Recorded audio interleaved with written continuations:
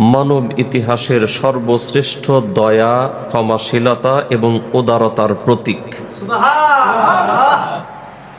আল্লাহ রসুলের চাইতে অধিক দয়াশীল মানুষ এই আসমানের নিচে জমিনের উপরে আর দ্বিতীয়টা নাই।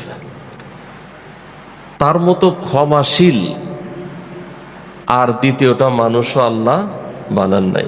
তার মতো উদারতা এরকম মানুষ আল্লাহ আর দ্বিতীয়টা তার মতো বানান নাই। সুবহানাল্লাহ।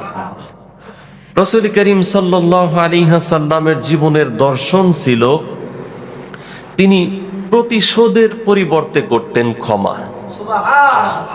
একটু জোরে কোন সুবহানাল্লাহ। কথাগুলো মনোযোগ দিয়ে বুঝবেন। আল্লাহ রাসূলের জীবনের দর্শন ছিল তিনি প্রতিশোধের পরিবর্তে ক্ষমা করে দিতেন। তিনি কৃপণতার পরিবর্তে উদারতা দেখাতেন। তিনি কঠোরতার পরিবর্তে কোমলতা দেখাতেন।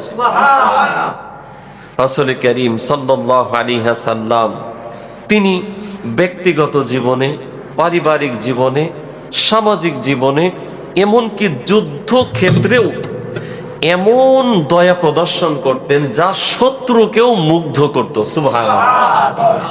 আমার কথা বুঝেন নাই?